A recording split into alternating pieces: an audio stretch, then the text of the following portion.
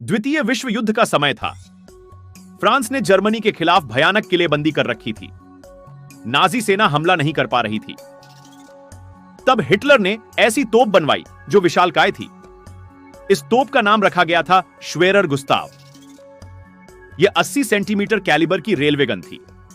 इस तोप का इस्तेमाल जर्मनी ने 1941 से 1945 तक किया। इसे बनाया था क्रप कंपनी ने। डिजाइनिंग 1937 में हुई थी। जर्मनी ने ऐसी सिर्फ 2 ही तोपें बनाई थीं। यह तोप किसी युद्ध में इस्तेमाल होने वाली सबसे ज्यादा कैलिबर का हथियार थी।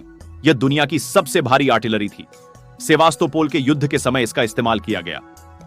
4000 लोगों ने मिलकर 5 हफ्ते में इस तोप को फायरिंग पोजीशन पर तैनात किया। इसका एक गोला दागने के लिए 500 लोग लगते थे।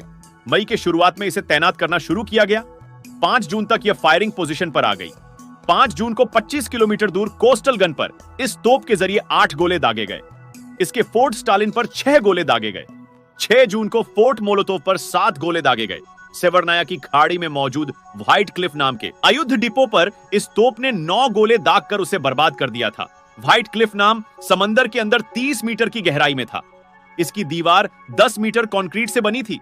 इसके बाद भी हिटलर की तोप ने उसकी धज्जियां उड़ा दी। 7 जून को सैनिकों के सपोर्ट में 7 गोले दागे गए। 11 जून को फोर्ट साइबेरिया में 5 गोले और 17 जून को मैक्सिम गोर्की फोर्ट्रेस में 5 गोले दागे गए। श्वेरर गुस्ताव तोप 1350 टन वजनी थी। इसकी ऊंचाई 38.1 फीट थी, लंबाई 155.2 फीट और चौड़ाई 23.4 फीट थी। इसकी नली खुद 106.8 फीट लंबी थी।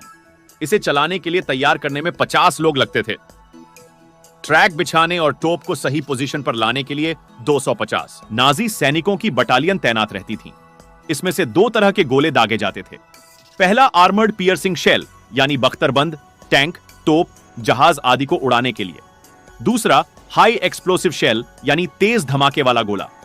इसमें लगने वाले गोले का वजन 7 टन होता था।